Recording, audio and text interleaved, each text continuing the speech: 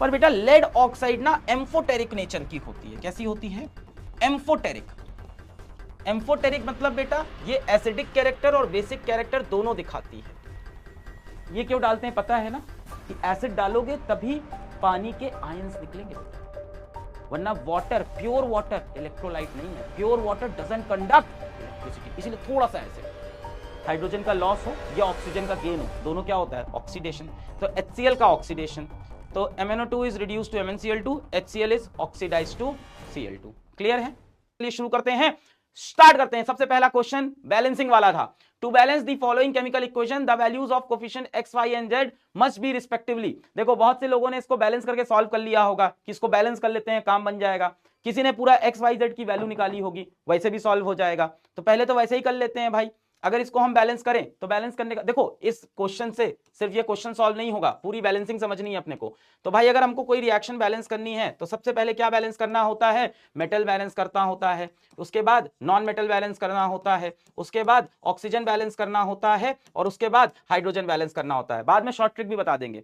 सबसे पहले मेटल पकड़ो। मेटल कौन सा है? जिंक। तो भाई यहां पे भी एक जिंक, यहां पे भी एक जिंक, बैलेंस्ड। नेक्स्ट कौन है बेटा? मेटल कौन था? जिंक, तो जिंक तो बैलेंस्ड है। Next non metal. Non metal कौन सा है? नाइट्रोजन। यहां कितना नाइट्रोजन? एक। यहां देखो 2 नाइट्रोजन, तो सबसे पहले यहां पे क्या लिख दें? 2 लिख देते हैं। अब इसके बाद क्या बैलेंस करना होता है? ऑक्सीजन। ऑक्सीजन देखते हैं बेटा, इधर कितने हैं? 1, और ये हो गए 4, 2, 6।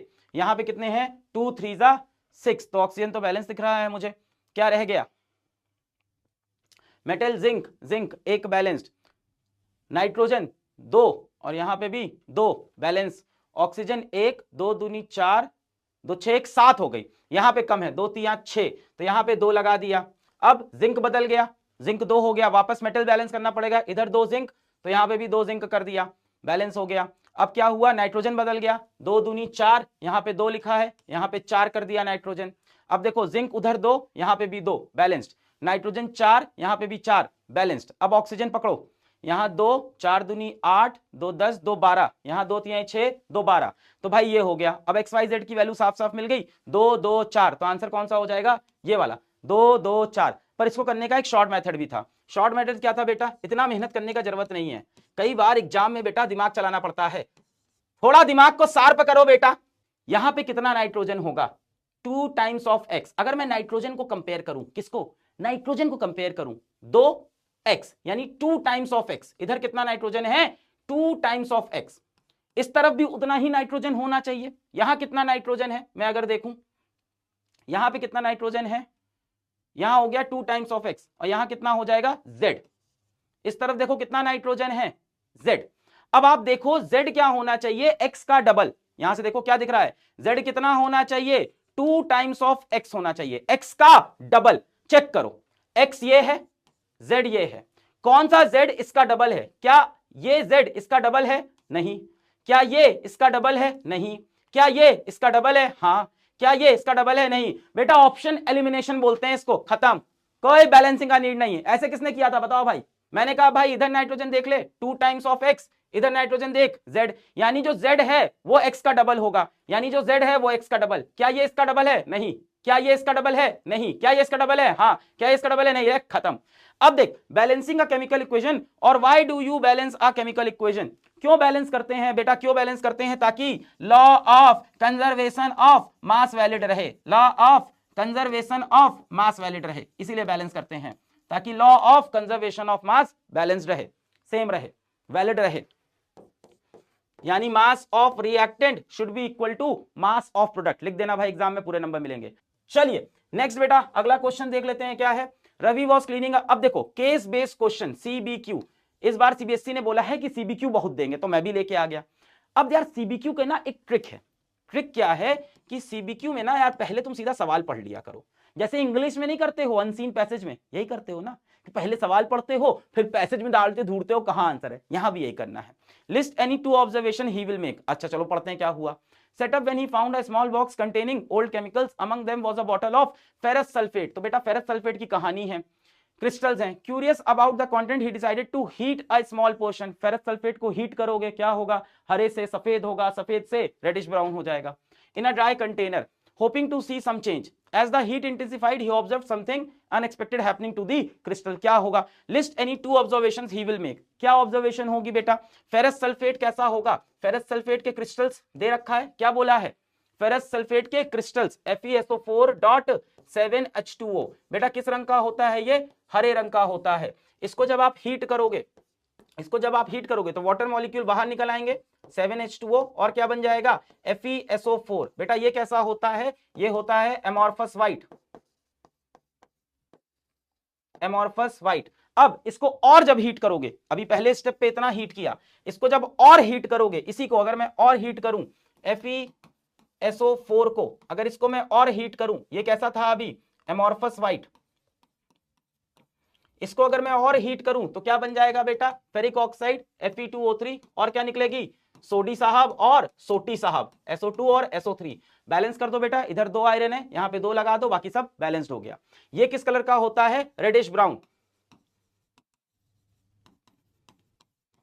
और बेटा ये गैस की स्मेल कैसी होगी? बर्निंग सल्फर जैसी। ये सब लिखवाया हुआ है आपको। बर्निंग सल्फर की स्मेल, बर्निंग सल्फर मतलब माचिस जब जलाते हो तो स्मेल आती है? हाँ सर आती है, बड़ा मजा आता है सर, माचिस की स्मेल। हाँ तो वही इसमें आएगी। अब देख लो क्या क्या पूछा है आपसे। List any two observations he will make. क्या लिया था? फेरस सल्फेट क्रिस्टल लिया था, समझ में आया? फेरस सल्फेट क्रिस्टल को जब आप हीट करते हो तो क्या होता है? क्रिस्टल मतलब .7H2O किस कलर का होता है? हरे रंग का। हीट करोगे 7H2O बाहर और FeSO4 बाहर, ये क्या है? Amorphous white. थोड़ा सा और हीट करोगे FeSO4 को तो क्या होगा? Fe2O3, SO2 और SO3 बन जाएगा। इसकी बर्निंग सल्फर की स्मेल, ये रेडिश ब्राउन। अब बोला है 2 ऑब्जर्वेशन बताओ, तो बेटा 2 ऑब्जर्वेशन क्या होगी? पहली ऑब्जर्वेशन आप ये बता देना, क्या बता दोगे? कि FeSO4 के जो क्रिस्टल्स थे .7H2O वाले, वो हरे रंग से क्या हो गए? हरे रंग से बदल के पहले व्हाइट हो गए और व्हाइट के बाद लास्ट में रेडिश ब्राउन हो गए। पहली तो ये बता दी तुमने। दूसरी ऑब्जर्वेशन क्या बता देना? 2 ऑब्जर्वेशन। दूसरी बता देना कि भाई बर्निंग सल्फर के स्मेल वाली एक गैस निकली है। खत्म। तो एक तो हो गया कि भाई FeSO4 का हरे रंग से कौन सा कलर? व्हाइट, और व्हाइट से रेडिश ब्राउन। और दूसरा बोल सकते हो कि बर्निंग सल्फर के स्मेल वाली एक गैस हमें मिलती है SO2। नेक्स्ट क्या है बेटा? What type of chemical reaction is occurring when ferrous sulphate is heated. ये कौन सी केमिकल रिएक्शन है? बताओ, ये कौन सी केमिकल रिएक्शन है? सभी को पता है कौन सी रिएक्शन है? डीकंपोजिशन। किससे हो रहा है? हीट से। तो क्या नाम पड़ जाएगा इसका? Thermal decomposition. बोलो क्लियर? Thermal decomposition. नेक्स्ट क्या है? Right the balanced chemical equation for the reaction and name the products formed. तो बेटा बैलेंस केमिकल रिएक्शन तो ये लिखी हुई है, प्रोडक्ट्स फॉर्म बता देना। फेरिक ऑक्साइड बनेगा, सल्फर डाइऑक्साइड बनेगा, सल्फर ट्राइऑक्साइड बनेगा, और ये रही इसकी बैलेंस्ड केमिकल इक्वेशन। तो आंसर 3 तो हो ही गया था। क्लियर है? नेक्स्ट क्वेश्चन बेटा, during a chemistry practical session Neha and her friends, बेटा कितने सिंगल हो गए हो? लड़की का नाम देख के पागल हो गए। वर असाइन्ड एन कुछ लड़के यहाँ चैट में नेहा को imagine, were assigned explain their teachers provided them with a white crystalline compound. क्या दिया है? White crystalline compound in a small test tube and instructed them to heat it gently over a flame using a spirit lamp.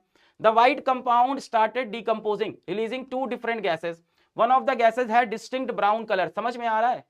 कुछ समझ में आ रहा है? Heat किया, white compound, lead nitrate का क्रिस्टल है बेटा, क्या निकली? ब्राउन कलर की gas, nitrogen dioxide, which spread across the test tube while the other was colorless। दूसरी कौन सी गैस है? ऑक्सीजन है, colorless and has no noticeable odor। a yellow solid residue, lead oxide, yellow solid होता है, was left behind at the bottom of test tube। The teacher then asked class to analyze। पहला, identify the type of chemical reaction that occurred during the experiment and explain this reaction in brief। तो बेटा कौन सा experiment हो रहा है? कौन सी reaction हो रही है? लेड नाइट्रेट है ये, PbNO3 होल ट्वाइस, और इसको जब हीट करोगे तो क्या निकलेगा? लेड ऑक्साइड बन जाएगा, नाइट्रोजन डाइऑक्साइड बन जाएगा और ऑक्सीजन। इस रिएक्शन में मैंने बोला था, याद रखना कि यहां पे 4 आता है बैलेंस करने के लिए। इसकी बैलेंस के लिए याद रखना 4 NO2 बनता है। ये हो गई आपकी रेडिश ब्राउन गैस, ये क्या हो गया आपका? White residue. अब यहां 4 लग गया NO पे, तो यहां पे भी 2 लगा दोगे, यहां 2 लगेगा तो यहां 2 लगेगा। ऑक्सीजन चेक कर लो, 2 3 6, 2 12, 4 2 8, 2 10, 2 12 हो गई। एक्सप्लेन इन ब्रीफ, तो इस ब्रीफ में एक्सप्लेन कर देना कि हमारे पास क्या था? व्हाइट कलर का लेड नाइट्रेट था, उसको हमने जब हीट किया तो हीट करके क्या बना? हमारे पास येलो सॉलिड लेड ऑक्साइड का बना, और क्या बनी हमारे पास? ये reddish brown fumes, brown fumes वाली नाइट्रोजन डाइऑक्साइड गैस निकली और ऑक्सीजन गैस निकली। हो गया भाई। नेक्स्ट क्या है, what is the name of the brown gas, और ये कौन सा रिएक्शन है ये भी बता दो, कौन सा रिएक्शन है ये भी, थर्मल डीकंपोजिशन। ले भाई जितना पूछेगा उससे ज्यादा बता देगा अपन, थर्मल डीकंपोजिशन। मिल गए सारे नंबर, हीट से टूटा, थर्मल डीकंपोजिशन। नेक्स्ट क्या पूछा है भाई, what is the name of the brown gas that evolve during the reaction, name क्या है, नाइट्रोजन डाइऑक्साइड। ये लिख के मत आना, नेम लिखना पड़ेगा, नाइट्रोजन डाइऑक्साइड। सिंबल नहीं पूछा है, ऐसे ही नंबर कटते हैं बोर्ड में, NO2 नहीं, nitrogen dioxide. Write the chemical balance chemical equation, कर दिया मास्टर ने पहले ही, मास्टर स्मार्ट है। Name the yellow residue left in the test tube and suggest a simple method to test whether it is acidic और basic. पहले बोला है name the yellow residue left, yellow residue जो बचा है बेटा, येलो रेसिड्यू जो बचा है, येलो रेसिड्यू क्या है, लेड ऑक्साइड का येलो रेसिड्यू है। और क्या पूछा है, and suggest a simple method to test whether it is acidic और बेसिक। ये इंपॉर्टेंट है, आपसे कह रहा है कि येलो रेसिड्यू का नाम बताओ, तो आपने येलो रेसिड्यू का नाम, पार्ट कौन सा है, डी, तो डी पार्ट पे आते हैं। येलो रेसिड्यू का नाम आपने बता दिया क्या है, लेड ऑक्साइड। ठीक, यहां तक तो सही है बेटा।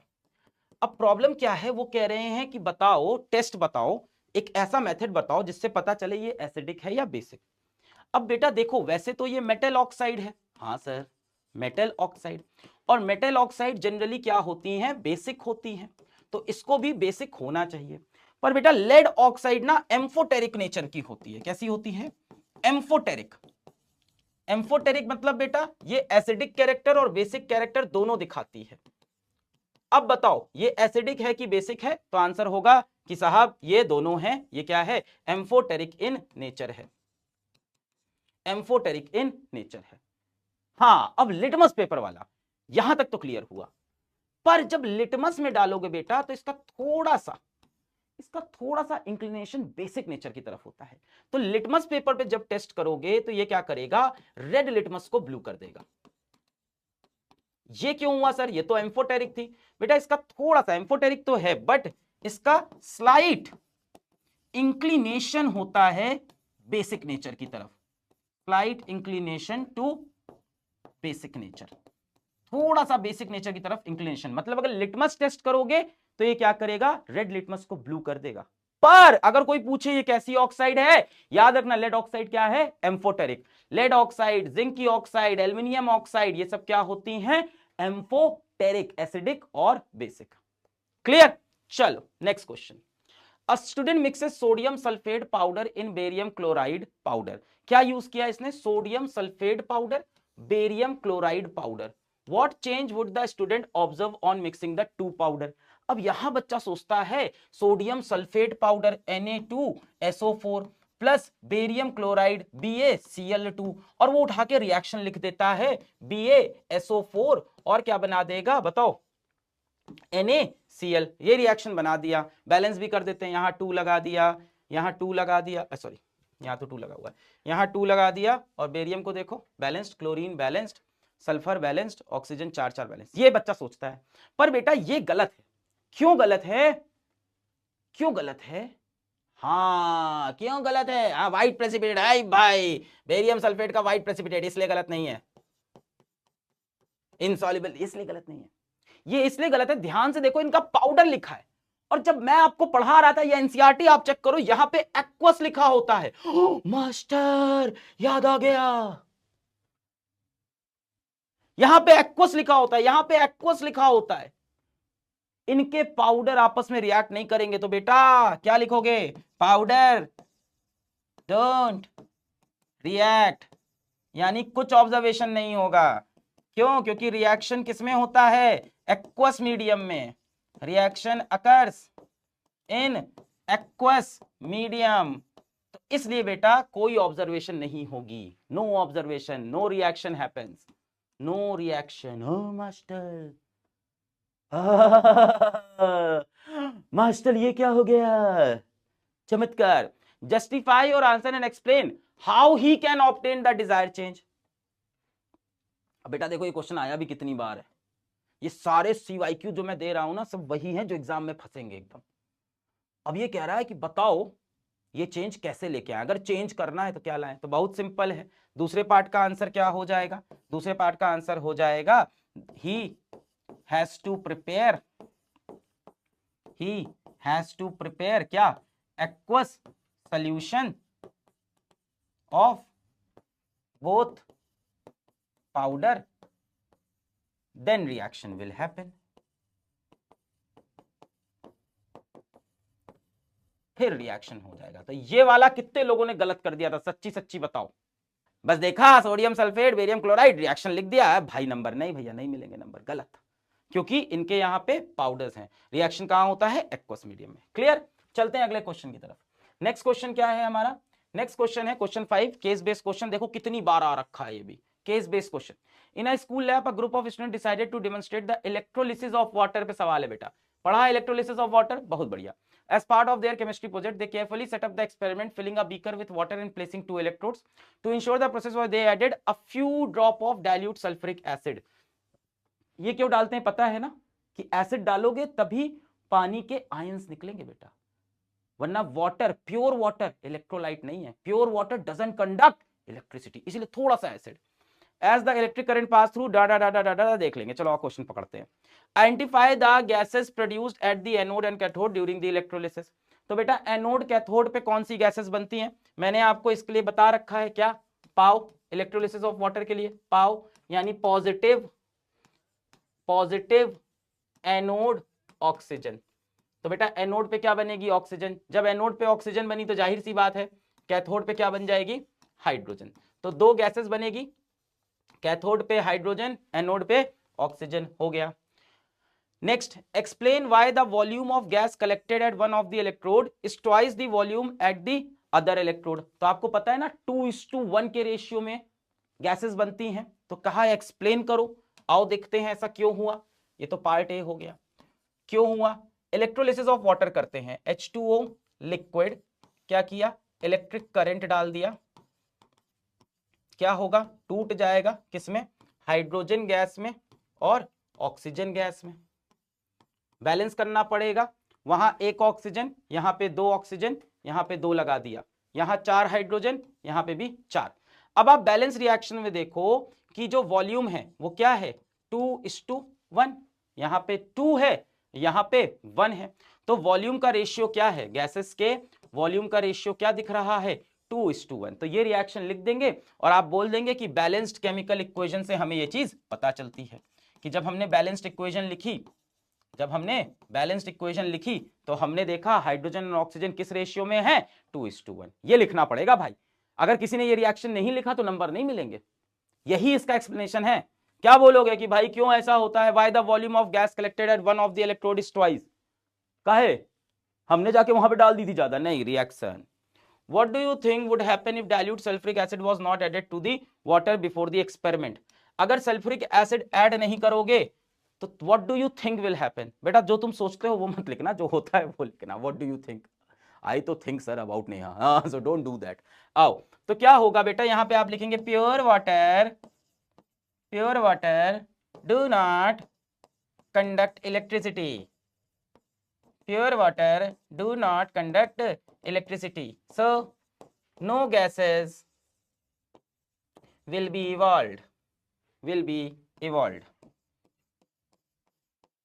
प्योर वाटर बेटा इलेक्ट्रिसिटी का कंडक्टर नहीं होता है, तो कोई गैस इवॉल्व नहीं होगी। जब थोड़ा सा सल्फ्यूरिक एसिड डालोगे तभी H+ OH- आयन निकलेंगे और इलेक्ट्रोलिसिस शुरू होगा, है ना। इलेक्ट्रोलिसिस समझ रहे हो, इसी को, इसी प्रोसेस को, इस प्रोसेस को, पानी के टूटने को इलेक्ट्रोलाइसिस।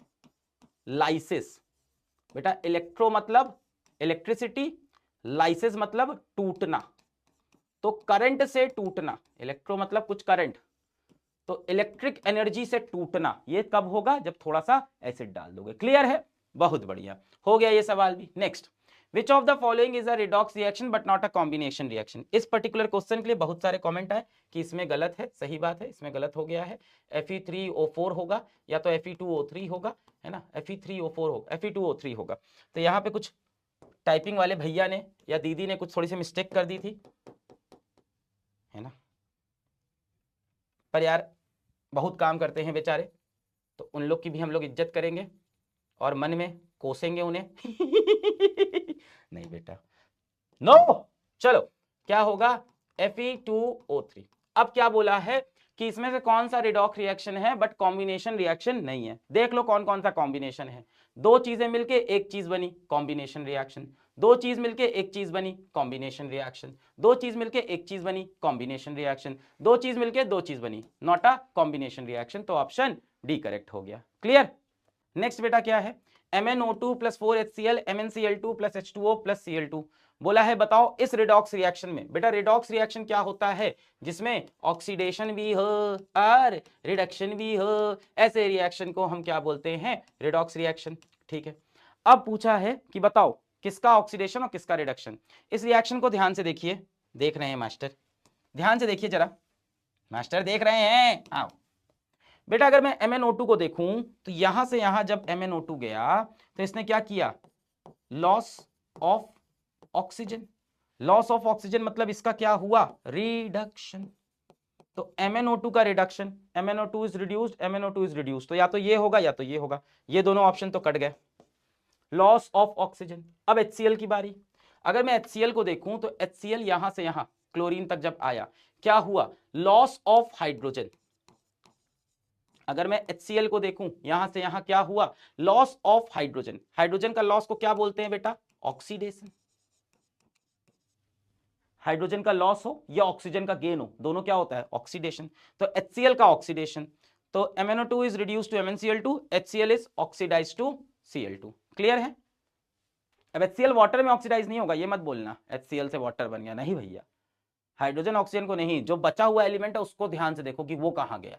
ठीक, चलो नेक्स्ट बेटा क्या है, 2 ग्राम of silver chloride is taken in a china dish and the china dish is placed in sunlight for some time। बेटा सिल्वर क्लोराइड को अगर मैं सनलाइट में रखूं क्या होगा, सबको याद है, AgCl सॉलिड फॉर्म में, इसको रख दिया सनलाइट में, इसको बेटा धूप लग जाएगी, धूप लग जाएगा तो ये टूट जाएगा, टूट के क्या बनेगा, ये क्लोरीन गैस निकलेगा और सिल्वर का मेटल बन जाएगा। बैलेंस कर दो, यहाँ 2 लगेगा, यहाँ 2 लगेगा। बेटा यहाँ क्या होगा, सिल्वर क्या होगा हमारा, यहाँ पे ग्रे कलर का बन जाएगा। ऐसे सिल्वर कैसा होता है, सिल्वर कलर का होता है, तो ये ग्रे कलर का दिखने लगेगा। बोलो सही है, क्या है, what will be your observation in this case, क्या होगा भाई, ग्रे कलर का आपको सिल्वर दिखने लगेगा। हाँ, और क्या पूछा है, राइट द केमिकल रिएक्शन, हो गया, बैलेंस हो गया। आइडेंटिफाई द टाइप ऑफ, बेटा ये क्या है, डीकंपोजिशन, टूटना, डीकंपोजिशन। और किससे तोड़ रहे हो, लाइट से, तो क्या बोल दोगे, फोटो डीकंपोजिशन, या कोई बच्चा चाहे तो इसको फोटोलिसिस भी बोल सकता है। फोटो मतलब लाइट, लिसिस मतलब टूटना, तो लाइट से तोड़ा। Clear, photolytic decomposition, photo decomposition, photolysis, जो बोलना बोलो, ठीक है। फोटोलिटिक डीकंपोजिशन जैसे लिखना हो लिख लेना।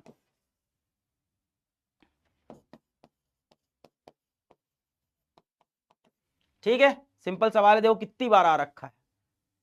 हाँ, AGBR में भी होता है, याद है तुम्हें, बहुत बढ़िया, वेरी गुड। नेक्स्ट क्या है बेटा, नेक्स्ट है classify the following reaction in different types of reaction. आओ उड़ा देते हैं इसको। पहला वाला देखो क्या हुआ है, इसमें हेरा फेरी, अदला बदली, Ag आके Cl में घुस गया, Na आके NO3 में घुस गया, तो ये क्या है, डबल डिस्प्लेसमेंट। बोलो सही है, क्या है, डबल डिस्प्लेसमेंट। दूसरा वाला देखो बेटा, दूसरे वाले में क्या हो रहा है, दूसरे वाले में दो चीजें मिलकर एक चीज बना रही हैं, कॉम्बिनेशन रिएक्शन। तीसरे वाले में देखो बेटा, एक चीज टूट के दो चीज बन रही है, डीकंपोजिशन रिएक्शन। चौथा वाला देखो बेटा, जिंक क्या कर रहा है, कॉपर को हटा के खुद अंदर घुस जा रहा है, मतलब डिस्प्लेसमेंट। हो गया आसान सवाल, आगे बढ़े, चलो बहुत बढ़िया। नेक्स्ट क्या है, you might have noted that when copper powder is heated, बेटा कॉपर को जब हीट करते हैं तो reddish brown surface of copper powder becomes coated with black substance.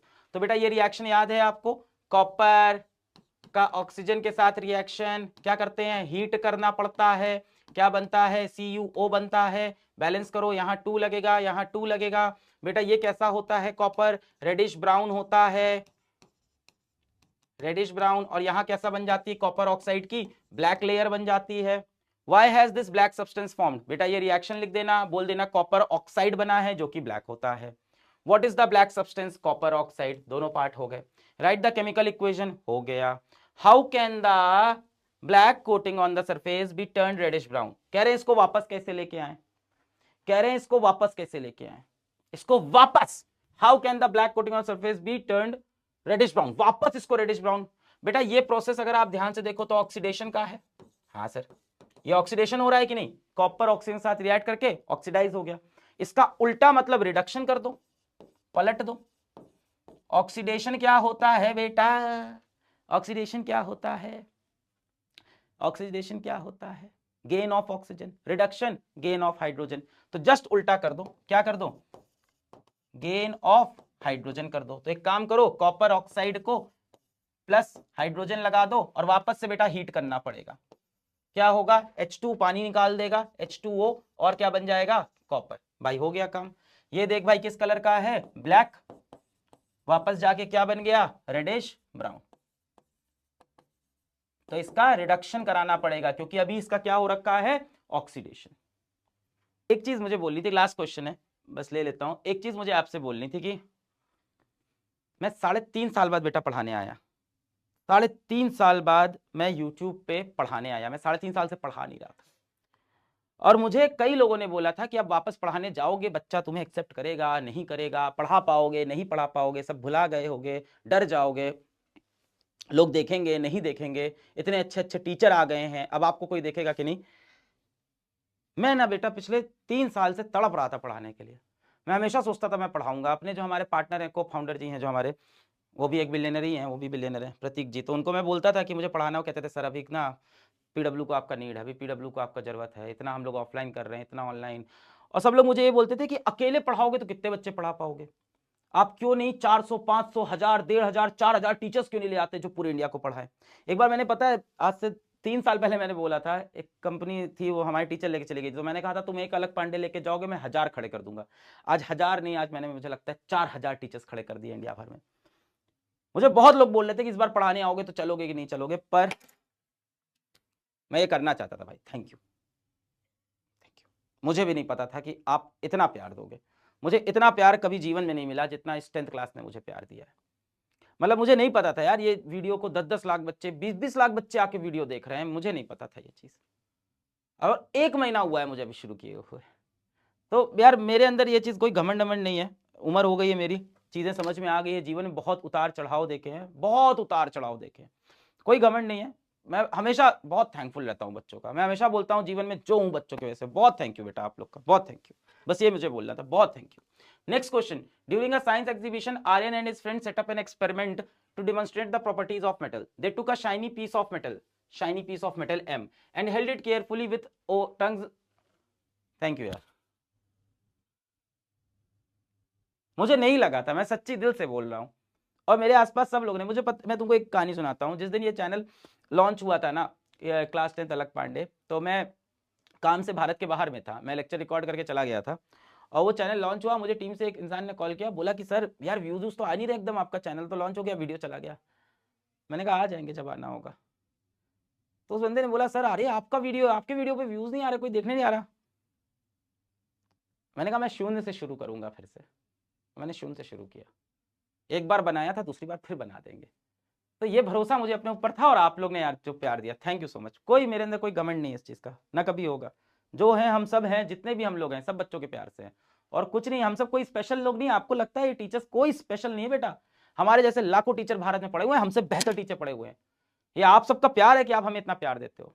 हम सब बहुत एवरेज टीचर हैं, बहुत एवरेज। आप लोग हीरो बना देते हो sir, you are the best, और आपसे अच्छा कोई टीचर। आपने टीचर्स देखे नहीं बेटा अभी भारत में, आपको पता नहीं है भारत के लोगों में कितना टैलेंट है। छुपे छुपे टीचर है, एक एक को मैं एक एक को उठा के लाता हूं कोने कोने से।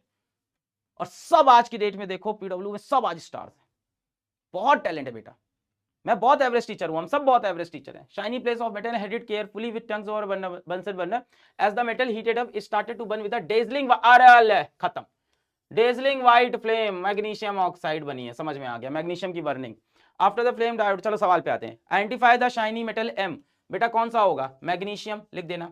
And the white powder N, तो बेटा रिएक्शन ये वाला होगा।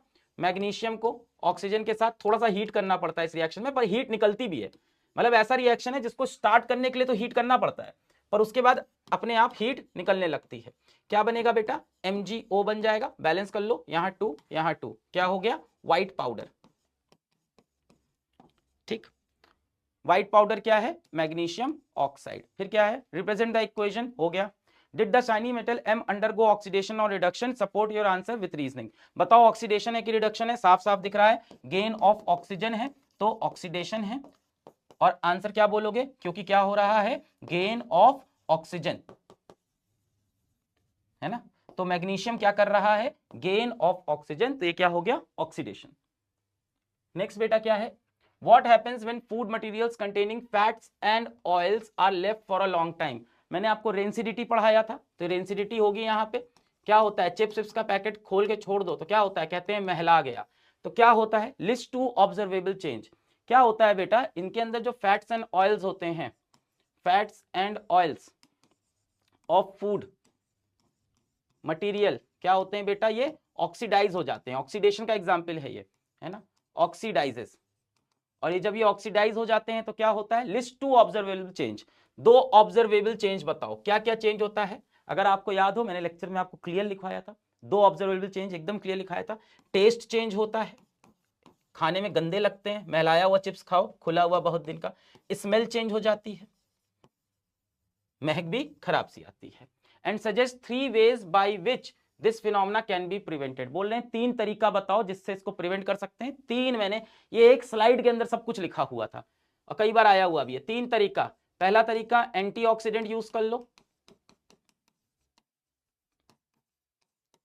Use antioxidants. दूसरा तरीका एयर टाइट कंटेनर यूज कर लो जिसके अंदर एयर ना जाए। तीसरा अगर आपको याद हो तो मैंने आपको तीसरा बताया था कि नाइट्रोजन के, अरे सॉरी, जो चिप्स होते हैं, चिप्स के पैकेट में नाइट्रोजन भर देते हैं, तो रिप्लेस एयर ऑफ पैकेट बोल दो, चिप्स पैकेट में होता है या कोई कंटेनर होता है, तो रिप्लेस एयर ऑफ कंटेनर या पैकेट विथ नाइट्रोजन। नाइट्रोजन डाल दो, ये चिप्स के पैकेट में नाइट्रोजन भर के आता है। क्लियर। तो ये 3 तरीके हो गए इसको प्रिवेंट करने के, रेंसिडिटी का फिनोमेना।